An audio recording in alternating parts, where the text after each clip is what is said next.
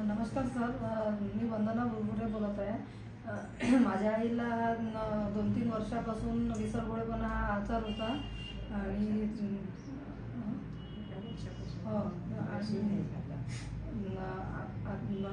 विसरगोळेपणा हा आजार होता।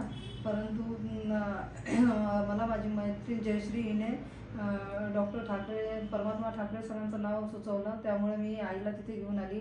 त्यापूर्वी मी बरेचसे दवाखाने केले। माझ्या आईचं नाव कमल वासुदेवराव पोहेकर आहे। मी बरेचसे दवाखाने केले, परंतु आणि नामांकित डॉक्टरांकडे जे म्हणजे सायकोलॉजिस्ट आहे त्यांच्याकडे जाऊन आली, परंतु तिथे काहीच फरक पडला नाही आहे। आणि दिवसेंदिवस आईचा आजार हा वाढतच गेला आणि म्हणजे खूप जास्त विसरगोळेपणा वाढला आणि म्हणजे असं कोणी बोलत असलं तर त्यांच्या गोष्टीला रिस्पॉन्ड करत नव्हती, चिडचिडेपणा किंवा म्हणजे आता सांगितलेली गोष्ट ही विसरून जायची। त्याच्यामुळे मग मी श्री डॉक्टर परमात्मा ठाकरे सरांकडे आली। आता 1-1.5 महिना झाला औषध घेऊन आणि उपचार चांगल्या पद्धतीने सरांनी केले आणि आईला सुद्धा खूप फरक पडला। आता ती सगळ्या गोष्टी व्यवस्थित करते।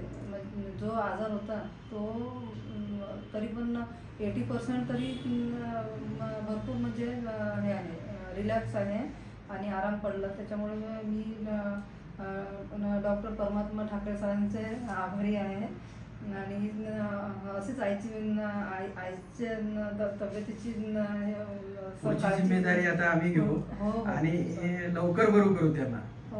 आणि तुम्ही जाता जाता जनतेला काय सांगाल? ओसीडी सारखे किंवा जे मेंदूचे आजार आहेत, विसरगोळेपणाचे आजार आयुर्वेदात बरे होतात की नाही? हो सर, नक्की नक्की आयुर्वेदामध्ये हे सर्व आजार बरे होतात, पण आपल्याला ते म्हणजे सातत्य पाहिजे कुठल्याही गोष्टीमध्ये आणि विश्वास महत्वाचा आहे त्याच्यावर।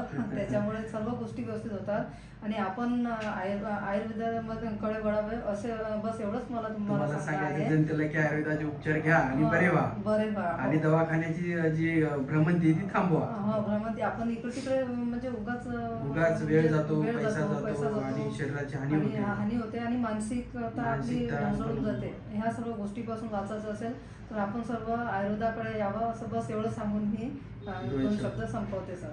धन्यवाद सर। नमस्कार, थँक्यू।